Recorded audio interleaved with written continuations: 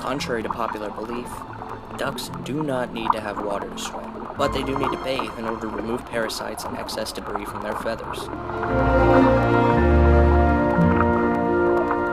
Ducks must also have water in order to swallow their food, otherwise they can choke.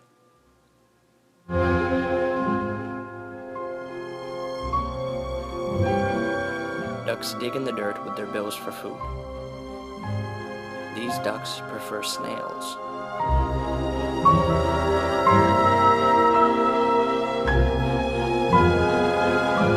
The dirt must be removed so they can breathe properly.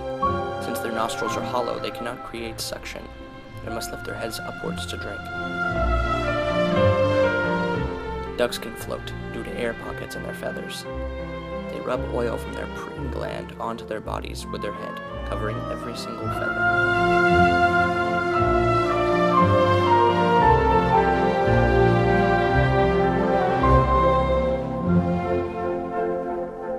Ducks have 3 types of feathers: contour, flight, and down.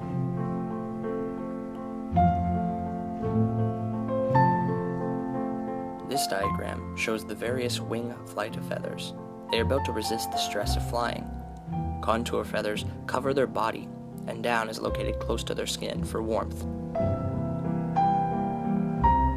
Ducks beat their wings faster than you think. Count the number of times he beats his wings. How many seconds do you think this took?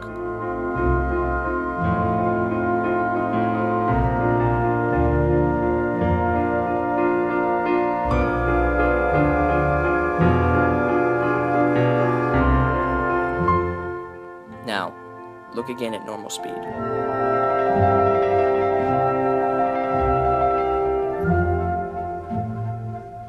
Believe it or not, that was only 2 seconds. Ducks beat their wings at an average of 5 beats per second when bathing. However, consider this. A hummingbird beats its wings at almost 70 times per second.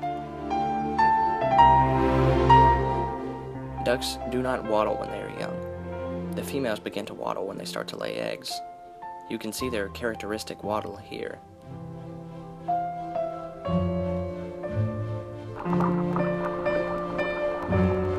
And last but not least, ducks love to play in the water.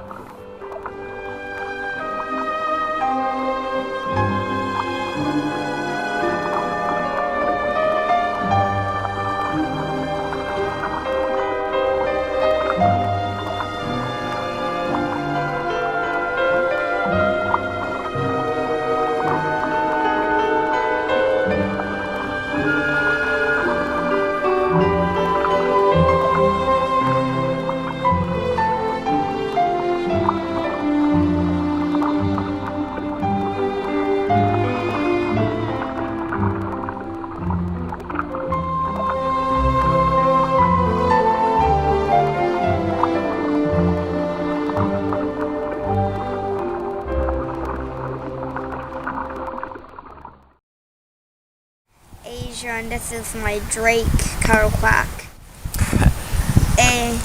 A Drake is a boy duck. Cool. Cool. Okay. So, you and Cuddle Dug, do you guys hang out a lot? Yeah. You guys are really close? How long have you had him? For about 6 months. You've had him for about 6 months. How did that start? How did you first get him? I got him from a hatchery. They ordered him inside the mail. Okay, cool. So, tell us about maybe like what it's like to take care of him on the everyday, day to day. What's it like? It's hard. It isn't a first pet because I have toads and stuff at our house. So you have to first let him out, and then you have to change his pond water, which is this little kiddie pool, and then you go back inside, clean out the pond, get the eggs out, and then that's about it. Okay, cool. Get him water. Excellent. Cool. So, have you ever had any really funny experiences with him, or anything you'd like to tell us about? Tell us this little story, maybe. I took him trick-or-treating for Halloween as Super Duck, and I was the sidekick. That's funny. Do you have any other funny stories about that? And we got him a diaper. So he's American Duck diaper with the stripes and the stars. That's funny. And we went and we go out on the boat with him. Okay. How's that? What does he do when he's out on the boat? He goes in the water and swims with me. That's funny. Because he's a duck. That makes sense. Yeah. That's funny. All right. Well, thank you very much. And everybody say goodbye to Cuddle Quack.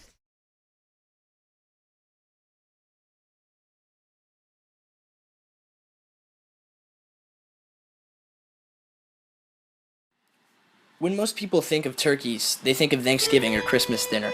Turkeys are not simply big chickens. There are two species of turkeys, both originated from North America.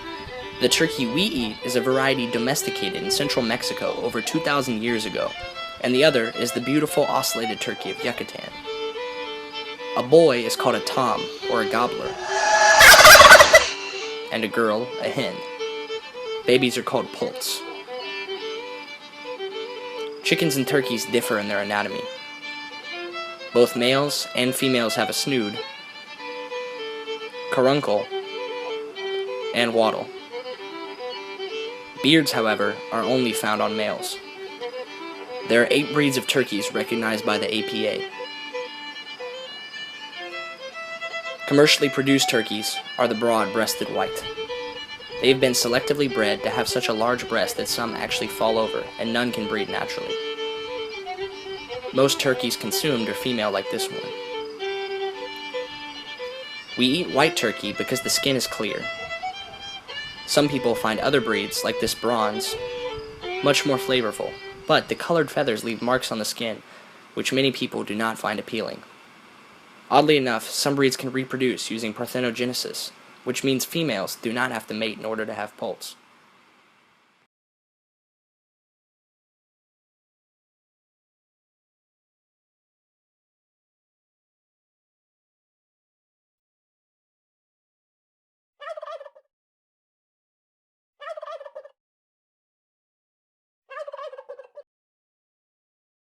Farm, and he grew up here.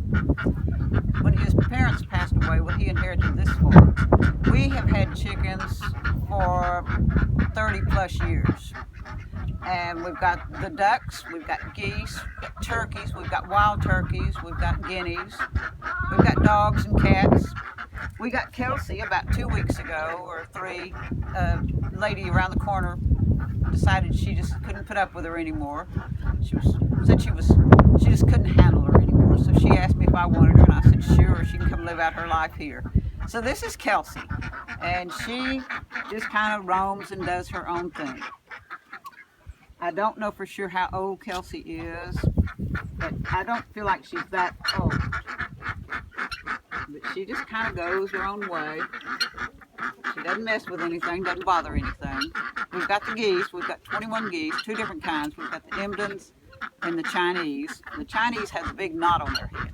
They're kind of like the African geese, and they make a lot of racket. And they used to be used as garden animals on breweries back in the old countries. And how we ended up with them, I bought some babies one day and didn't know what they were going to be, and they turned out to be the Chinese. And then a lady that lives by our church gave me 2 more of them, and we've kind of raised a few of them. So that's how we ended up with all the geese that we've got. The ducks, we've got just a mixture of ducks. And then we've got all the baby ducks. We've got 16 of the grown ducks, and there's 21 baby ducks that we've got. I have 10 guineas, and I wouldn't even begin to tell you how many chickens we have, chickens and roosters. So we just give them all a good home. We don't try to even butcher any of them. We just get their eggs and let them live out their lives in happiness. And do the wild turkeys come interact with them? The wild turkeys come in, they will get in the pen and they will eat.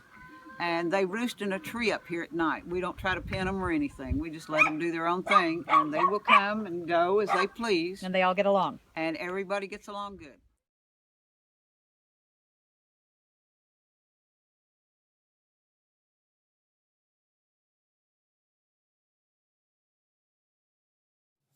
All chickens originated from the red jungle fowl in Asia. According to some studies, they were domesticated 8,000 years ago. This chicken may be not the same ancestor as the modern chicken, however. Male chickens over a year are called a rooster, and a younger male is a cockerel. Castrated males are called capons. Their meat is considered superior to regular chicken. This practice has been outlawed in many countries. Younger female chickens are referred to as pullets, and females over a year, a hen. In the egg-laying industry, a chicken is considered a hen when she starts to lay, around 4 to 5 months. Chickens are omnivores. Larger chickens may eat animals as big as lizards and snakes. Most chickens cannot fly. However, bantam varieties may be able to roost in trees. Chickens share the same basic anatomy and names and feathers of birds in general. However, there are some specialized names for some parts. Males, in general, have larger combs and wattles. They also have bolder colors, long flowing tails, and pointed feathers on their hackles and saddles. Some people think that only males have spurs. The females of some breeds do have large spurs. There are also specialized names for combs. They are the single, rose, pea, cushion, buttercup, strawberry, and V-shaped. There are 57 breeds and 6 classes of large breed chickens recognized by the APA. The bantam chickens are also divided into 6 classes and 66 breeds. Classes usually refer to the place where the majority of domestication occurred. These chickens also share similar characteristics. Within all breeds, there are many varieties. Large breed classes are the American, Asiatic, Continental, English, Mediterranean, and other standard breeds. The bantams include the modern game, single comb, clean-legged, rose comb, feather-legged, and all other comb. Chickens are primarily bred for meat, show, or eggs. Most commercial eat chickens are white broilers. These chickens must be butchered at 6 to 8 weeks. They have numerous health issues due to selection for fast growth and do not survive past the butchering period. The Ranger chicken takes about 12 weeks to develop and is considered a better tasting bird. There are also heritage breeds, such as the Jersey Giant, which are raised until 9 months. The slower growing chickens have relatively few health issues. Is there a difference in taste between a white and a brown egg? Most people say no. So why are brown eggs more expensive? People tend to think they are healthier, which they are not, so they're willing to pay more. The egg raisers say because brown laying chickens are larger and require more feed. Chickens lay a variety of colored eggs. Most of the time, the color of the earlobe matches the color of the egg. Aracanas do not have visible earlobes and lay blue and green eggs. The only other chickens that lay blue eggs are the Americana and the Easter egger, which is a variety of the Araucana. It's reported that purple eggs are possible if you cross Americanas with other breeds. All eggs start out white. As they pass through the oviduct, pigment is deposited on the eggs. Blue eggs are blue inside and out because the pigment is absorbed through the egg. Brown eggs have pigment layered on the outside and are white inside. Olive eggs are a mixture of brown and blue. It is now thought that the egg color in birds may be related to solar radiation. Blue eggs block the most radiation in the spectrum, where the most damage occurs to embryos. White eggs block the least. People sometimes raise chickens for a purpose other than meat, show, or eggs. Roosters are naturally aggressive towards each other, as seen in this video. People take advantage of this trait to organize fights. Cockfighting is as old as domestication itself. It is thought that people use chickens for sport before meat and eggs. Cockfighting is considered cruel and outlawed in all states. However, possessing birds for fighting is only illegal in 39, and watching fights is illegal in 43. Most of the time, death is not required to win a cockfight. However, many roosters do die of their injuries caused by the knives that are attached to their feet. Most owners love and treasure their birds. Many people have them as pets, and some even take them for walks on a leash. Hi there. How are you doing today? I am busy. You're busy? tired. I completely understand. It makes sense. I am too. I'm really tired as well. I just finished shooting for a movie recently, so. Oh man. Yeah. So exciting, but pretty rough. So anyway, so what's your name? I'm Heather Baker. Cool. And what's your chicken's name? This is Sparky. And do you know what breed it is? It's a Seabright.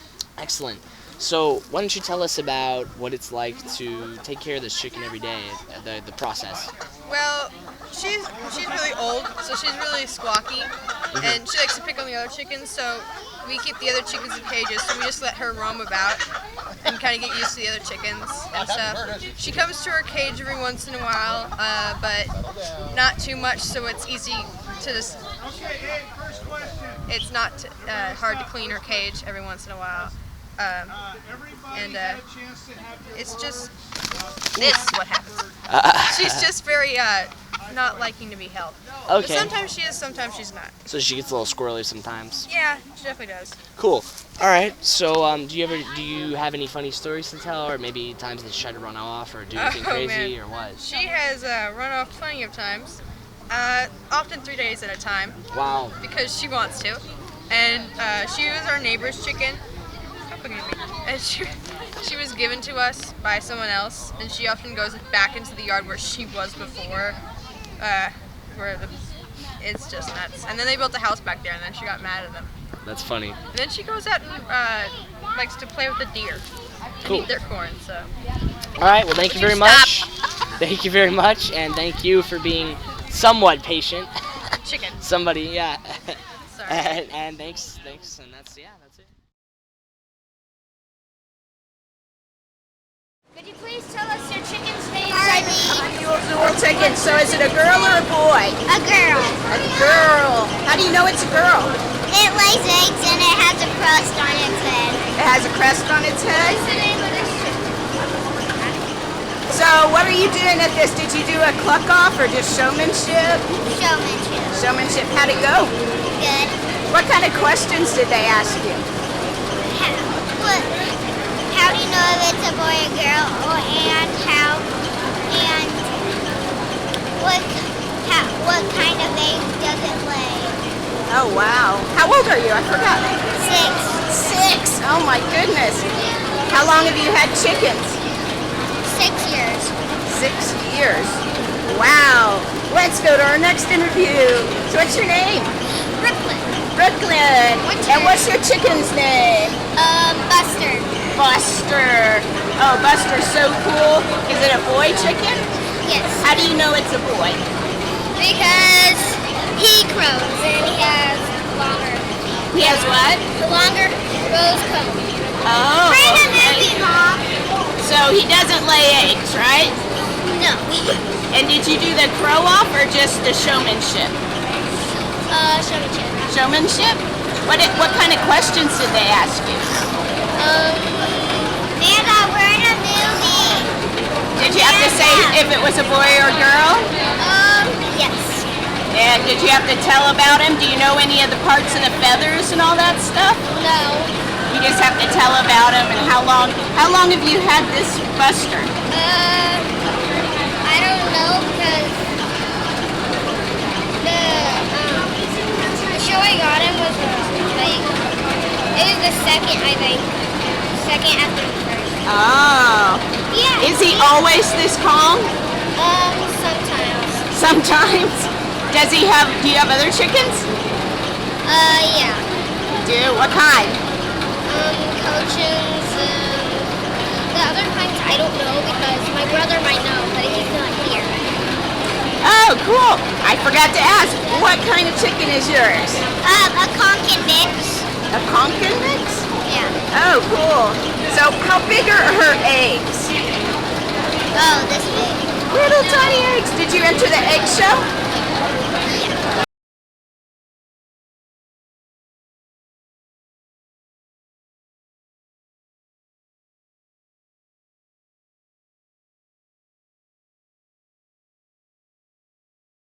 My name's Abby Brewer. How did you get started with poultry? Got started with poultry because my daughter came up through 4-H showing livestock, and then once she aged out when she graduated, I continued on and I show fancy poultry myself. Plus my family has a feed store, so I grew up with poultry at the feed store. Where do you work? At a feed store called Georgetown Farm Supply. What is your specialty?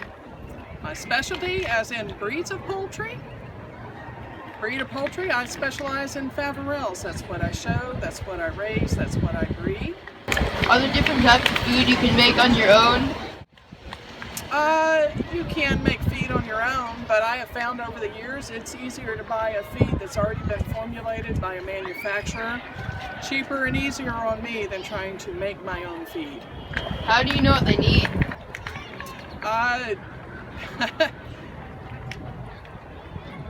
depend on the experts to have already decided, they've already done all the research on what the poultry need. When they're babies, they need a starter. It's either close to 22% protein. They need that for their body and feather development to get them ready to start laying eggs. As they're adults, the protein level can go down. They need about a 16 to 19% protein when they're adults for laying eggs. About how much does feed cost? Well, if you buy just a regular food formulated by a regular manufacturer, you're looking about $14, $15 a bag. If you go with, say, an organic type of feed, you're going to be looking at about $30 a bag. Is there anything else we should know about feed? Well, keep them on their starter feed till they're about 18 weeks old to let their bodies fully develop, and then switch them over to their layer feed. That's my main thing. People always ask me that. They'll hit about 8 weeks old and they go, "Can I go ahead and switch them to layer?" I'm like, no, keep them on their starter feed till they're 18 weeks old and fully developed at least, please. Do you give your chickens treats like worms? Actually, they get a few mealworms from time to time, but I don't start that until they're probably about 4 months old. But generally, I don't give mine a whole lot of treats, no. Thank you so much for giving us your time. Oh, you're so welcome.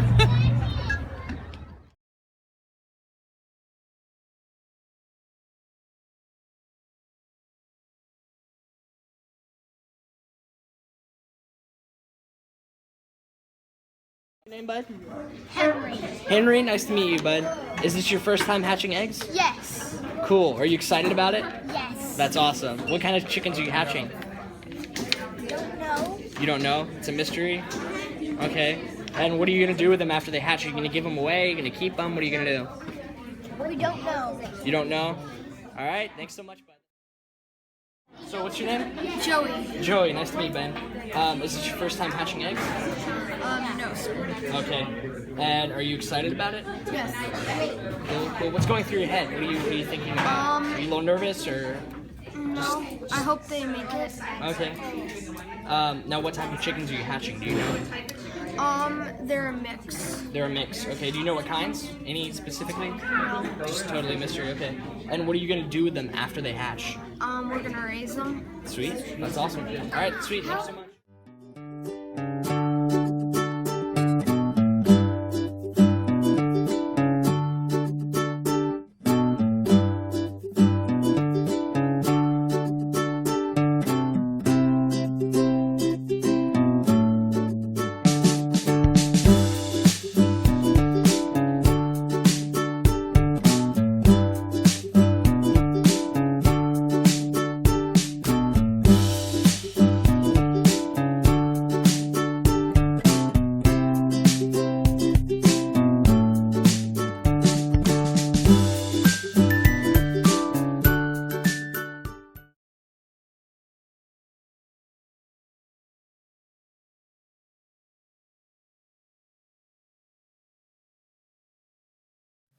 Showing chickens is a popular hobby. The first chicken show in the U.S. was in 1849, and over 1,400 chickens were shown. But since no standard existed, none could win best in the show. The following year, standards were in place, and over 12,000 birds were shown. Most people prepare their birds by washing them no less than 2 days from the show. Chickens can be washed in water and mild liquid soap, followed by a vinegar rinse. They need to be thoroughly dried in order to avoid illness. Waterfowl cannot have any soaps applied since natural oil will wash out, and they can be susceptible to temperature changes. They might lose their ability to dry efficiently, which can lead to a condition called wet feather. Only in drastic cases should waterfowl ever have soap applied.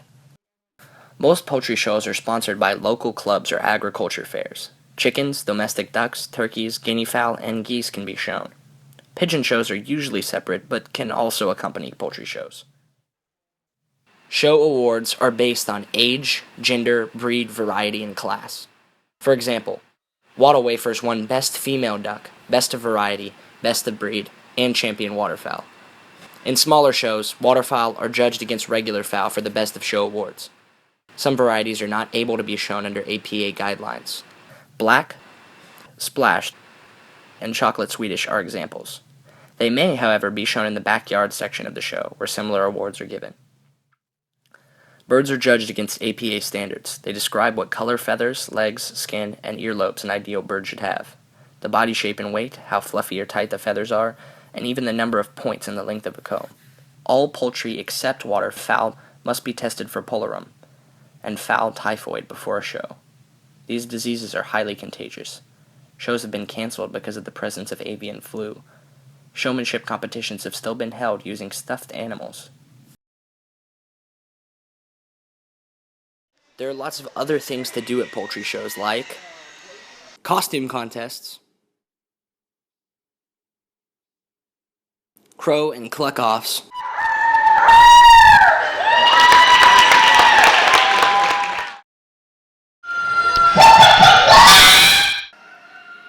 and Sarama Tabletop, where the smallest breed of chicken shows off its personality on a table in front of a judge.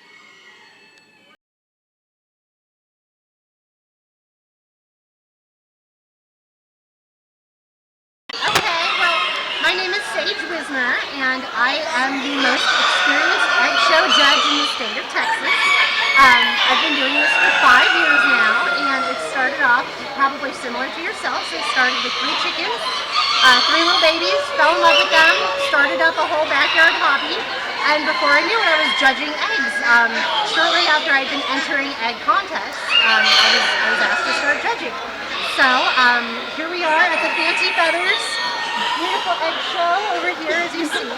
And I think lately we've been dividing up our adult contestants versus our junior entries. And so that's why you might see 2 different setups over there, adults versus juniors. And we basically have 2 different categories. We have the contents category, where I completely ignore the shell, crack it open on a plate, and judge only what I see on that plate. And then we have the shell category, which is just like a beauty contest, where I only look at the shell and the outer aspects of the egg that I can see bring qualities of freshness. So that's what I'm gearing up to do. I'm about to start with the contents category. Well, I'll crack it open, and I'll look for sure tail signs that tell me about fresh quality inside the egg. So I'm going to crack it open on the plate and look at it eye level first, and I'm going to look for a nice tall dome. Because when an egg is laying on the plate, it wants to keep that sphere as much as possible. So you're going to see a nice tall dome. So that's going to tell me about the immediate quality of freshness. Then I'm going to look at thin albumin. That's the egg white that we see go all over the pan. Followed by the germ spot, the germination spot, and then the calzay cork as well. So all of that is going to tell me about the fresh qualities of the inside of an egg. And then I'm going to move on to the shell category after that, where I'm looking for color. That's the most important thing. It's basically a beauty contest. And then I look for texture, calcium spots, thin eggshell spots. Then I look for uniformity with the entries that have 3 eggs. I want all 3 eggs to match. That's the uniformity. And then lastly, the cleanliness and shape.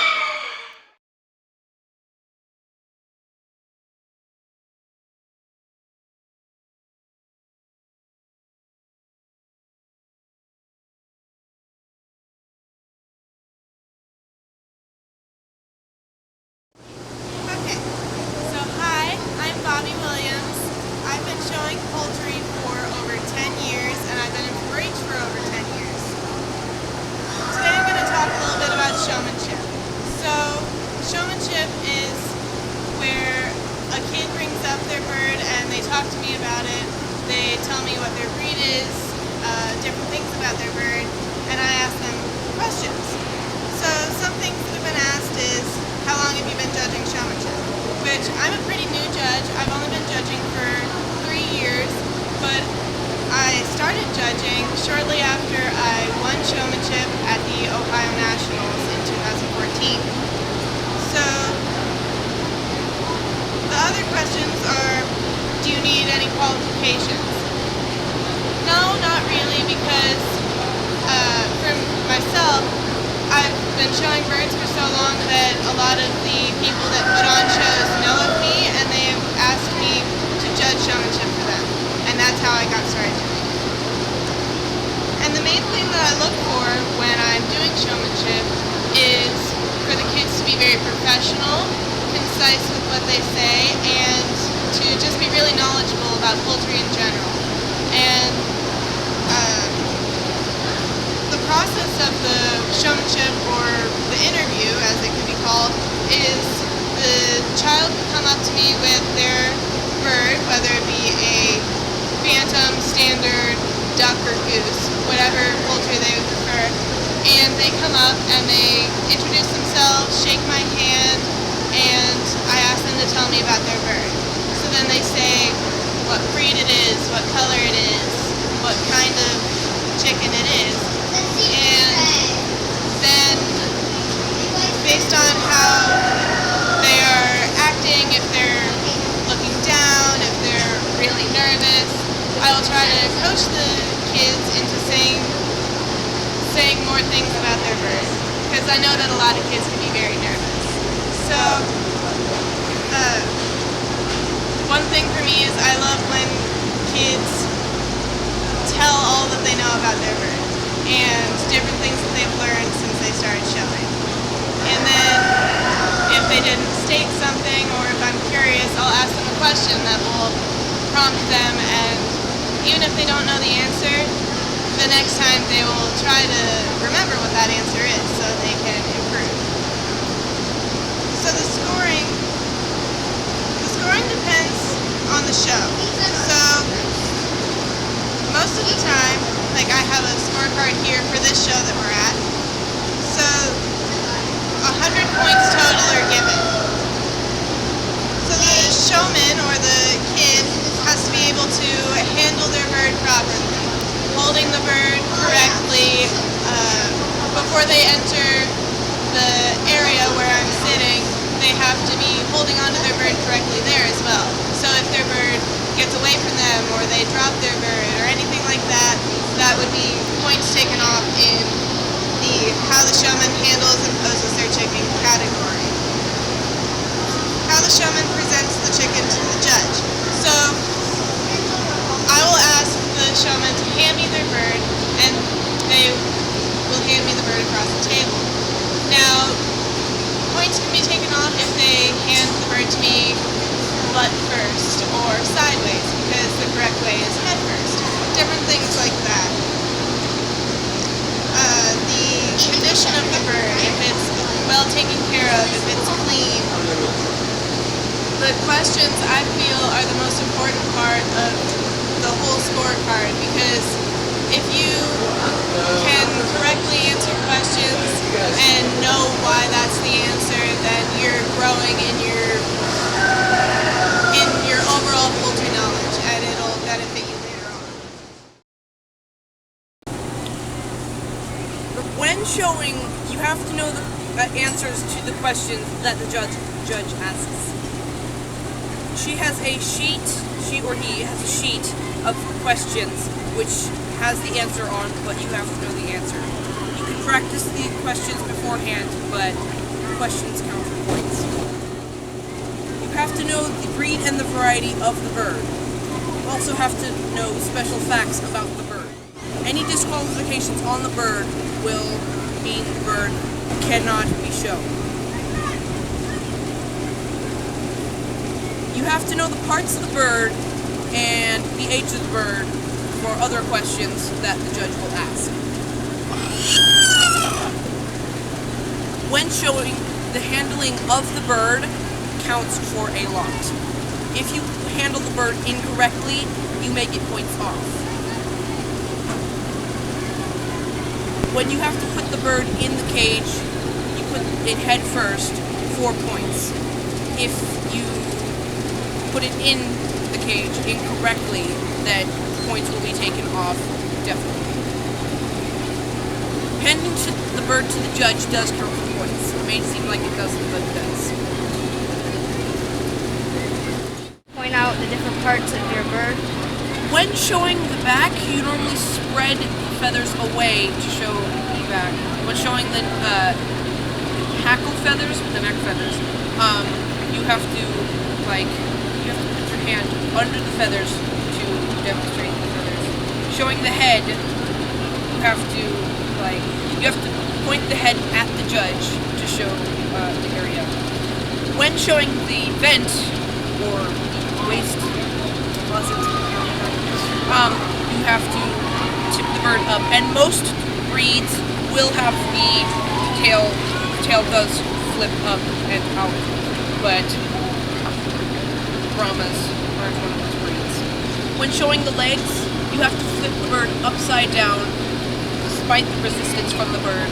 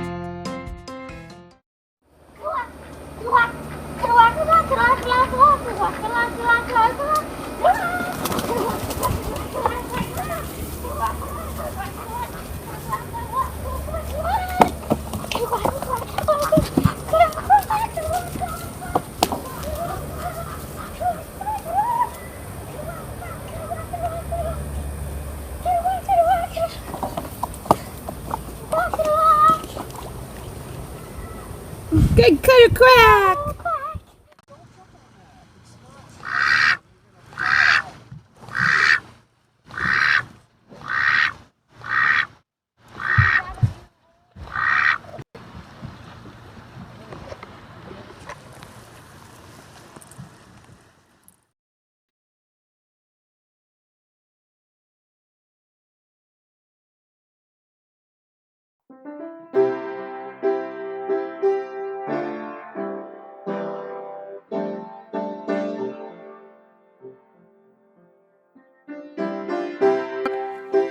Ooh, it's a scary ghoul. He's going to haunt the chickens.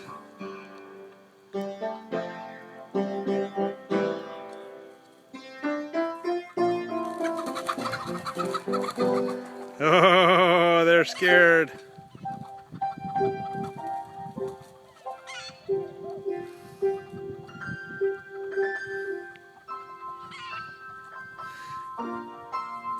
Oh, he's gotta get the little one.